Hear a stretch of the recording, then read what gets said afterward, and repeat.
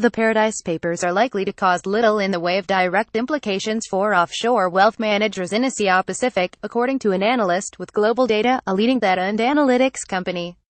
Andrew Haslip, financial services head of content for Asia-Pacific, says that all the latest release will do is stoke more political appetite for increasing regulatory scrutiny of anyone involved with the wealth management industry. This will likely drive further consolidation in the offshore private wealth space though, as more private banks sell up marginal operations.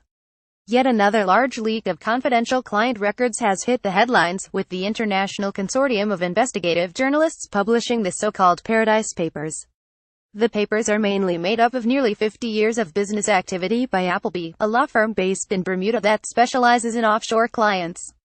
They document a range of legal structures and strategies used by corporate and individual investors all over the world to minimize tax liabilities. Most concern clients in the US and UK, but Hong Kong and mainland China form the fifth and sixth largest sources of clients, respectively. Haslip comments despite the almost 13,000 clients originating in Hong Kong and China, the direct implications for wealth managers in Asia-Pacific are likely to be minimal. Unlike previous leaks, few reports on the subject appear to show any intentional criminal tax evasion by those involved. Mostly the papers highlight how properly structured and packaged offshore assets and income can be held entirely legally and attract little in the way of direct tax liabilities, provided they remain offshore.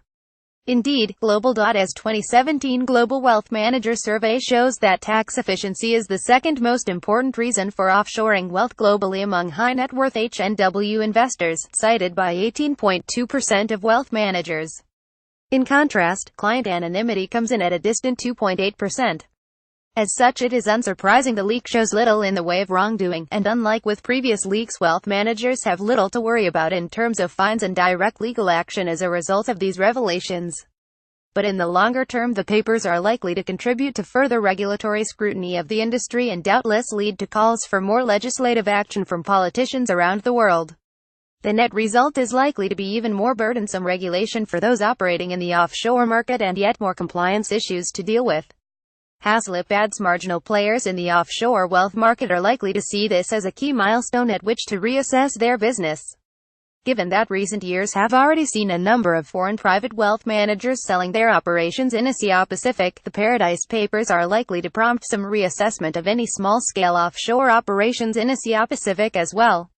Those operating below the scale necessary to generate decent margins are likely to jettison their offshore divisions, continuing the trend of consolidation in Asia-Pacific's offshore market that has already seen many top wealth managers retreat from this previously lucrative line of business. Analysts available for comment. Please email the GlobalData press office at pr@globaldata.com. Follow us on LinkedIn, Facebook, Twitter.